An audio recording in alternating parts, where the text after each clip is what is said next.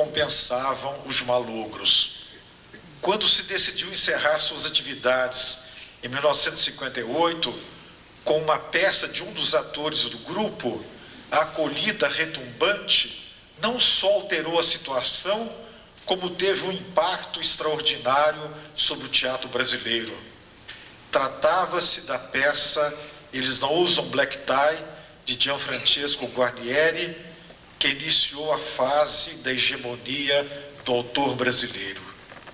Antes desse lançamento, sem contar os espetáculos sucessivos de Nelson Rodrigues no Teatro de Rio de Janeiro, no Rio de Janeiro, a Moratória de Jorge Andrade no Teatro Maria de la Costa, em 55, e o Alto da Compadecida de Heleno Suassuna, trazido por um grupo do Recife ao Rio de Janeiro, em 56, não haviam modificado as coordenadas da nossa política teatral.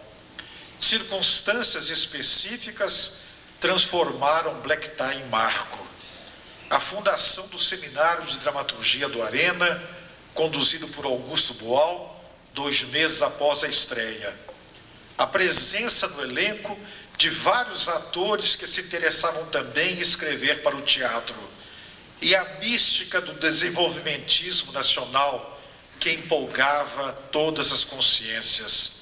Em 59, o Arena lançou o Chapecó Futebol Clube de Oduvaldo Viana Filho, e em 60, Revolução na América do Sul de Oduvaldo Viana Filho, de Augusto Boal, sucedendo-se no cartaz outros títulos brasileiros, uns de boa, outros de insatisfatória qualidade artística.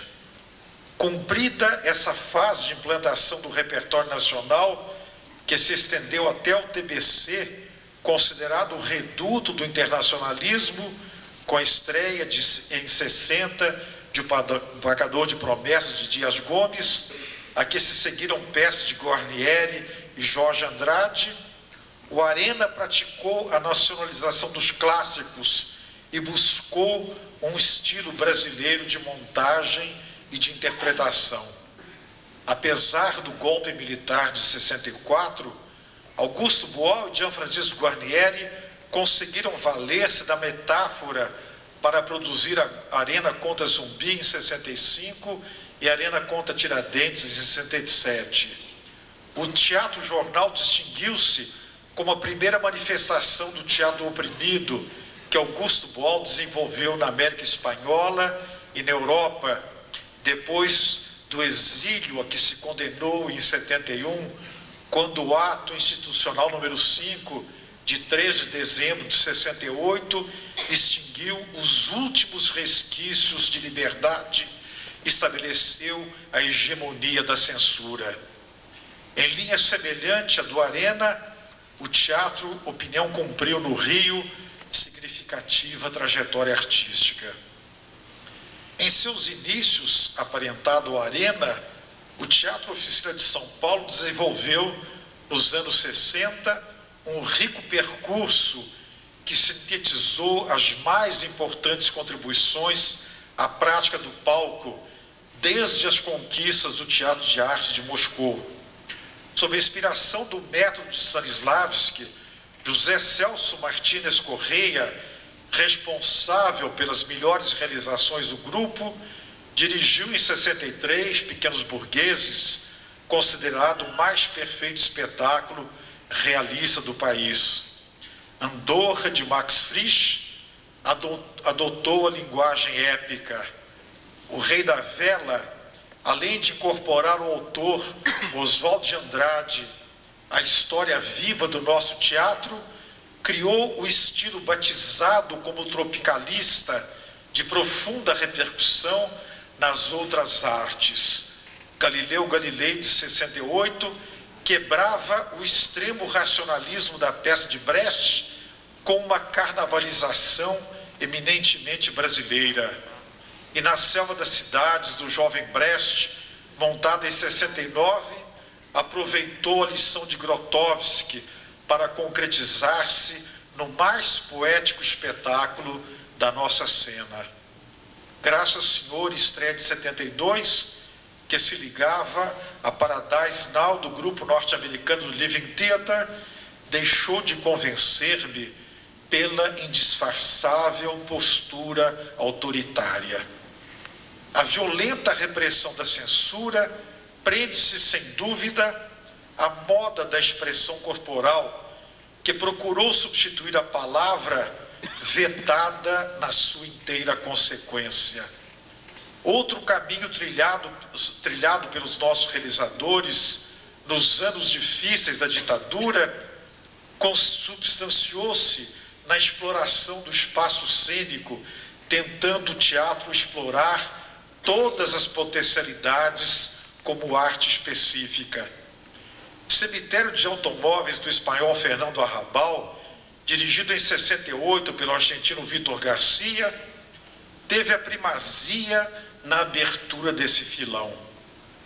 Adaptou-se uma garagem na rua 13 de Maio, de São Paulo, para receber uma concepção que valorizava a corporeidade e o simbólico nas imagens do encenador. Enquanto o público se colocava ao longo de 3 lados de um retângulo, um dos lados menores abrigava as carcaças superpostas de automóveis. O encenador radicalizou sua criatividade na montagem seguinte: o balcão de Genet, estreada nos últimos dias de 69, na Sala Gil Vicente do Teatro Ruth Escobar. Destruíram-se totalmente palco e plateia, para que no espaço vazio se erguesse a estrutura metálica de 20 metros de altura, desenhada pelo cenógrafo Vladimir Pereira Cardoso. Escavou-se o palco para que, do porão até os urdimentos, se levantasse vasto funil com passadiços que acomodavam até 250 espectadores em bancos dispostos numa sequência em espiral.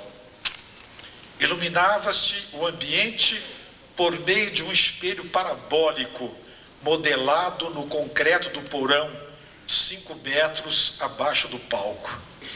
Desenhou-se uma concha elipsoidal com plástico espelhado, desempenhando funções semelhantes às de um farol de automóvel. Um módulo subia e descia, era de ferro vazado com acrílico, por isso propiciava-se a visão do público em qualquer movimento seu.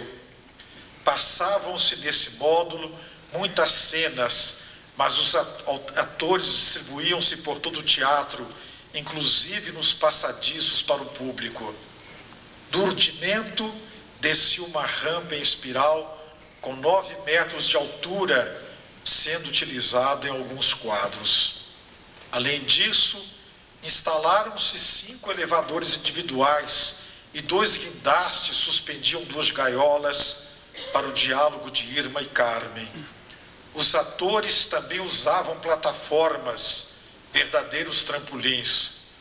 O professor iraniano Karim Modjeterhed, ao fim de um documentário de 30 minutos sobre o espetáculo, qualificou-o como a Capela Sistina do teatro.